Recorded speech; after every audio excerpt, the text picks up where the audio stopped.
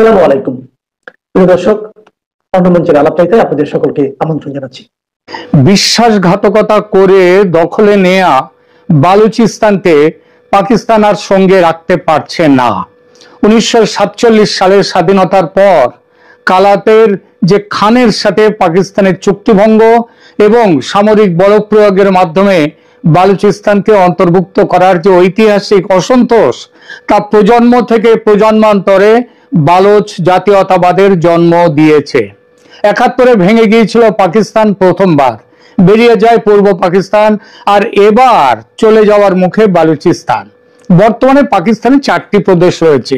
এগুলোর নাম হলো পাঞ্জাব, সিন্ধ, খাইবার পাখতুনখোয়া এবং বেলুচিস্তান বা বালুচিস্তান। আয়তনের ভিত্তিতে ক্রম হচ্ছে বালুচিস্তান সবচেয়ে বড়, যা কিনা মোট পাকিস্তানের যে আয়তন তার 42% একাই বালুচিস্তানের। এরপরে আয়তনের দিক দিয়ে দ্বিতীয় বড় প্রদেশ হচ্ছে পাঞ্জাব, তারপরে সিন্ধ এবং সবশেষে খাইবার পাখতুনখোয়া। লোকসভার ভিত্তিতে, লোকসংখ্যার ভিত্তিতে সব থেকে বেশি লোকসংখ্যা হচ্ছে পাঞ্জাবে, তারপর সিন্ধ, তারপর খাইবার পাখতুনখোয়া এবং সবশেষে পাকিস্তান। পাকিস্তানের মানচিত্রের দিকে তাকান একবার, ওই যে সবুজ রঙের অংশটি দেখছেন, এর নাম হলো বালুচিস্তান। এর ওপরে নীল রঙের যে অংশটি দেখছেন, এই জায়গাটি হলো খাইবার পাখতুনখোয়া প্রদেশ। সেখানকার অধিবাসীরাও পাকিস্তান থেকে বিচ্ছিন্ন হতে চাইছে, স্বাধীনতার লড়াই লড়ছে তারাও। তবে বালুচিস্তানের অধিবাসী বালোচরা তাদের স্বাধীনতা যুদ্ধকে যে উচ্চতায় নিয়ে পৌঁছে দিয়েছে, সেই উচ্চতায় এখনো সেখানকার অধিবাসী পাঠান বা পাশতুনরা, মানে ওই যে যেটা খাইবার পাখতুনখোয়ার যারা অধিবাসী তাদেরকে পাঠান বলা হয়, বিখ্যাত পাঠান বা পাশতুন বলা হয়, তারা কিন্তু এখনো তাদের লড়াইটা সেই জায়গায় নিয়ে পৌঁছতে পারেনি। আমাদের এখনকার আলোচনা বালোচ বা বালুচিস্তানের মূলবাসীদের স্বাধীনতার সংগ্রামকে নিয়ে। গত 3রা ডিসেম্বরে বালোচ বিদ্রোহীরা পাকিস্তান সেনাবাহিনীর ওপর বিরাট আকারের আক্রমণ চালিয়েছে বলে খবর পাওয়া গেছে। এই আক্রমণের ব্যাপকতা ও এর অভিঘাত কিভাবে আসিম মুনিরের ক্ষমতার ভিত কাঁপিয়ে দিয়েছে এবং পাকিস্তানকে কিভাবে ঝাঁকিয়ে দিয়েছে বলবো সেই বিষয়টি। সাম্প্রতিককালে বালোচ বিদ্রোহীরা পাকিস্তান সেনাবাহিনীর ওপর যে বড় ধরনের আক্রমণ চালিয়েছে, তার ব্যাপকতা এবং এর রাজনৈতিক অভিঘাত সেনাপ্রধান জেনারেল আসিম মুনিরের ক্ষমতার ভিত্তিকে বেশ কয়েকটি কারণে দুর্বল করে দিয়েছে। আক্রমণের ব্যাপকতা ও কৌশলগত দিক নিয়ে কথা বলতে গেলে বলতে হয় যে বালোচ লিবারেশন আর্মি বা BLA এবং অন্যান্য যে মুক্তিকামী গোষ্ঠীগুলি যারা স্বাধীনতার লড়াই লড়ছে, তাদের করা আক্রমণগুলি সাম্প্রতিক মাসগুলোতে অত্যন্ত গুরুত্বপূর্ণ হয়ে উঠেছে। এই আক্রমণগুলোতে বিপুল সংখ্যক পাকিস্তানি সেনা সদস্য নিহত হয়েছে। জুলাই 2025-এর একটি আক্রমণের কথা ধরুন না কেন, সেখানে 29 জন সৈন্য একদিনে নিহত হয়, যা সাম্প্রতিক বছরগুলোতে পাকিস্তানের সামরিক বাহিনীর ওপর অন্যতম বড় আঘাত। বিদ্রোহীরা রেল লাইন উড়িয়ে দেয়া, যেমন ওই জাফর এক্সপ্রেস ছিনতাইয়ের কথা আপনাদের হয়তো মনে আছে কয়েক মাস আগে, সুসংগঠিতভাবে বিভিন্ন সেনাঘাঁটিতে হামলা চালানো, এমনকি ফিদাইন বা মহিলা আত্মঘাতী হামলাকারী ব্যবহার করার মতো সফিস্টিকেটেড ট্যাকটিক্স বা উন্নত কৌশল এখন বালোচ বিদ্রোহীরা ব্যবহার করছে। বিদ্রোহীরা একযোগে একাধিক জায়গাতে হামলা চালিয়ে প্রমাণ করছে তাদের ক্ষমতা কতখানি। যেমন 2025-এর মে মাসে 39টি জায়গায় একসঙ্গে তারা হামলা চালিয়েছে। তারা সামরিক স্থাপনা ধ্বংস করেছে এবং সাময়িকভাবে গুরুত্বপূর্ণ এলাকা দখল করার মতো কাজ করে পাকিস্তান সামরিক বাহিনীর নিয়ন্ত্রণের ওপর বিরাট বড় প্রশ্ন চিহ্ন তুলে দিয়েছে এবং তাদের এই যে মুক্তিকামী যে বিদ্রোহীদের এই লড়াই জনগণের মধ্যে ব্যাপক মনস্তাত্ত্বিক প্রভাব বিস্তার করেছে। এই ক্রমবর্ধমান বিদ্রোহ জেনারেল আসিম মুনিরের ক্ষমতার ভিত এবং তার নেতৃত্বে থাকা সামরিক প্রতিষ্ঠানের ভাবমূর্তিকে মারাত্মক চ্যালেঞ্জের মুখে ফেলেছে। পাকিস্তানের সবচেয়ে গুরুত্বপূর্ণ প্রদেশগুলির একটিতে, যা চীন পাকিস্তান অর্থনৈতিক করিডর বা CPEC-র জন্য অত্যন্ত গুরুত্বপূর্ণ, এই ধরনের বড় আকারের বারবার ও সুসংগঠিত হামলা ঘটলে তা দেশের আভ্যন্তরীণ নিরাপত্তা নিশ্চিত করতে জেনারেল মুনিরের সামরিক দক্ষতা কতখানি তার উপর সরাসরি প্রশ্ন তোলে, আর তা তুলেছেও ইতিমধ্যে। পাকিস্তান সেনাবাহিনী ঐতিহ্যগতভাবে দেশের রক্ষক হিসেবে নিজেদের তুলে ধরে, কিন্তু নিজেদেরই ভূখণ্ডে বিশেষত বেলুচিস্তানে সামরিক বাহিনীর ব্যাপক হতাহত হওয়া এবং বিদ্রোহীদের কৌশলগত সাফল্য এই আখ্যানকে দুর্বল করে দিচ্ছে। বালোচ বিদ্রোহের এই সাফল্যের পরিণামে পাকিস্তান সেনাপ্রধান আসিম মুনির বিরাট রাজনৈতিক ও কূটনৈতিক চাপের মধ্যে পড়েছেন। পাকিস্তানের বর্তমান বেসামরিক সরকার সামরিক বাহিনীর সমর্থনে ক্ষমতায় আছে, আর সেই সামরিক বাহিনীর দুর্বলতা সেই সরকারের স্থিতিশীলতাকেও প্রভাবিত করছে, যা পরোক্ষভাবে জেনারেল মুনিরের রাজনৈতিক নিয়ন্ত্রণকে চ্যালেঞ্জ দিয়েছে। এর বড় প্রভাব পড়েছে দেশের অর্থনীতিতে। উন্নয়ন পরিকল্পনায় ব্যাপক স্থবিরতা এসেছে। বালুচিস্তানে চলমান বিদ্রোহের কারণে সিপিইসি চায়নার প্রকল্পগুলি, তাদের উদ্যোগগুলি বারবার বাধাগ্রস্ত হচ্ছে। চীনা সৈন্যরাও মারা যাচ্ছে, চীনা কর্মচারী মারা যাচ্ছে। এই অর্থনৈতিক ব্যর্থতাগুলো সরাসরি সামরিক নেতৃত্বের দিকে আঙুল তোলে, কারণ তারাই এই প্রকল্পগুলির নিরাপত্তা দিতে ব্যর্থ। কূটনৈতিক ব্যর্থতাও আছে। যদিও আমেরিকা বিএলএ কে মানে বালুচিস্তান লিবারেশন আর্মিকে সন্ত্রাসী সংগঠন হিসেবে চিহ্নিত করেছে, তবুও অভ্যন্তরীণ বিদ্রোহের ক্রমবর্ধমান তীব্রতা আন্তর্জাতিক স্তরে পাকিস্তানের নিরাপত্তা দুর্বলতাকেই তুলে ধরছে। বিদ্রোহ রুখতে আসিম মুনির পাকিস্তানকে একটি কঠোর রাষ্ট্র বা হার্ড স্টেট, তাতে সে হার্ড স্টেটে পরিণত করার আহ্বান জানিয়েছেন এবং বিদ্রোহ দমনে কঠোর পদক্ষেপের নির্দেশ দিয়েছেন। এই ধরনের কঠোর দমন পীড়ন নীতি ভারত জনগণের ক্ষোভ আরো বাড়িয়ে তুলছে এবং বিদ্রোহের যে মূল কারণ রাজনৈতিক বঞ্চনা ও সম্পদের অসম বন্টনের যে অভিযোগ, সেই অভিযোগকে আরো বেশি করে প্রমাণিত করছে। পাকিস্তানের সামরিক প্রধান কেবল একজন সামরিক নেতা নন, তিনি দেশের রাজনৈতিক ক্ষমতার প্রধান নিয়ন্ত্রণ করেন তিনি।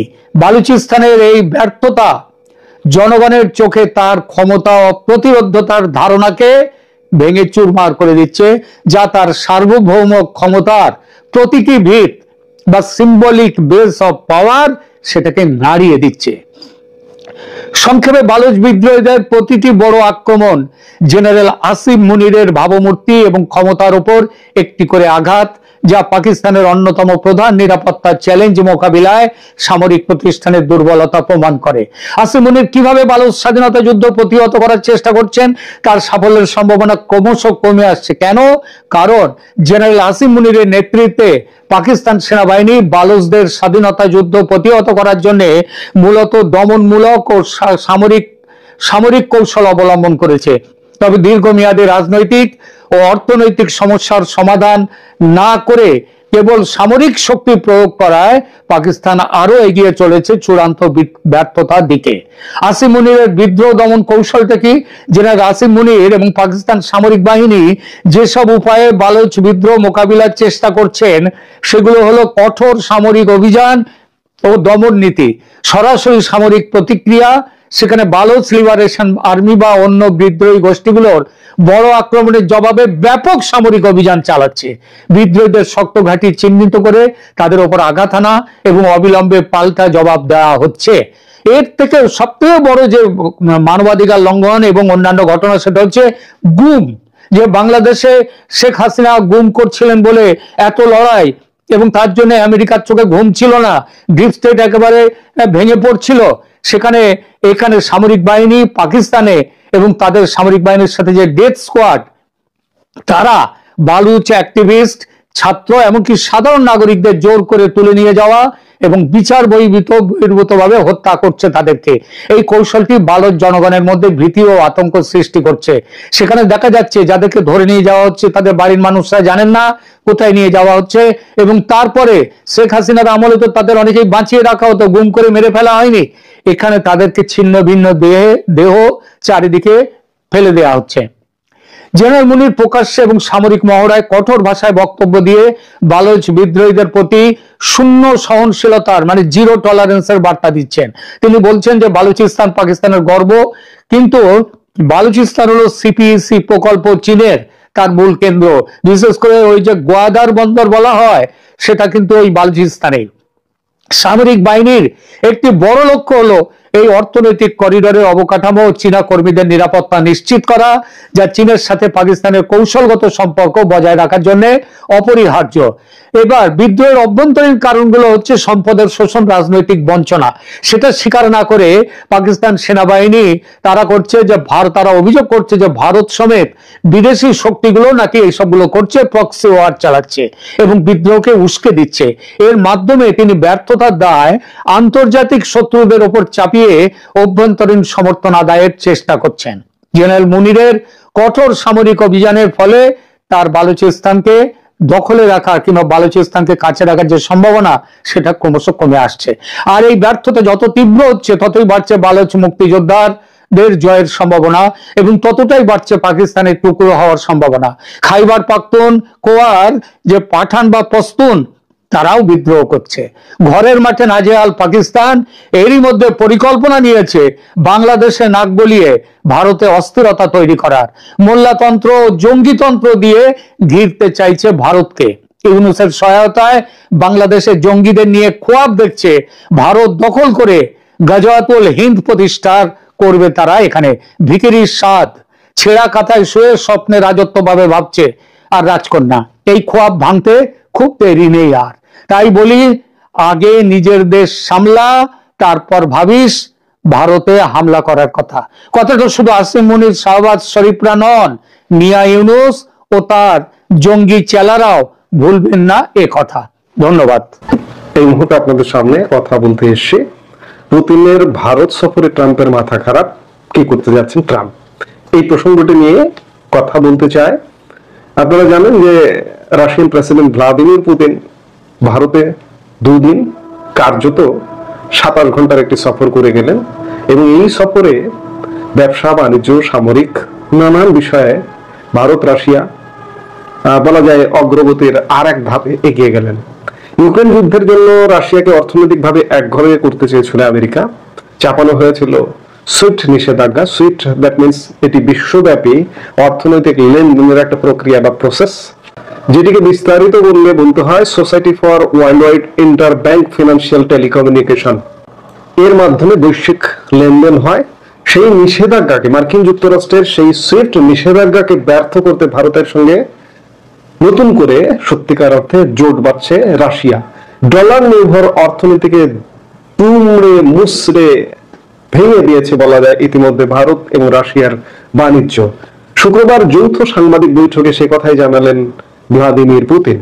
জানালেন রুশ ভারত বাণিজ্যের 96% আর্থিক লেনদেন নিজেদের অর্থের মাধ্যমে হয়ে থাকে। শুক্রবার যৌথ সাংবাদিক বৈঠকে উপস্থিত হয়ে রুশ প্রেসিডেন্ট বলেন, আমি ভারতের রাষ্ট্রপতি দ্রৌপদী মুর্মু, প্রধানমন্ত্রী নরেন্দ্র মোদী সহ সকল ভারতীয়দের ধন্যবাদ জানাই এমন উষ্ণ অভ্যর্থনা জানানোর জন্য। এর পাশাপাশি পুতিন জানান ভারতকে নিরবিচ্ছিন্ন জ্বালানি সরবরাহ করতে প্রস্তুত রাশিয়া। তার কথায় জ্বালানি ক্ষেত্রে উভয় দেশই ব্যবসা করে সন্তুষ্ট, তাই তেল গ্যাসের সেই ব্যবসাকে আবার আগের মতো করেই গড়ে তুলতে চায় তারা। আমরা একেবারে নিরবিচ্ছিন্নভাবে ভারতকে তেল পাঠাতে প্রস্তুত রয়েছে।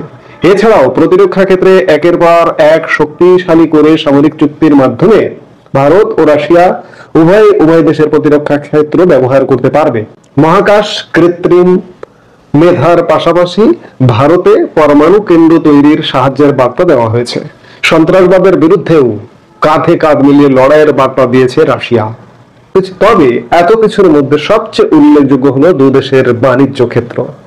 এই দিন যৌথ সংবাদ সম্মেলনে রুশ প্রেসিডেন্ট বলেন, দ্বিপাক্ষিক বাণিজ্যে ভারত ও রাশিয়া লেনদেন পৌঁছে গিয়েছে $64 বিলিয়ন।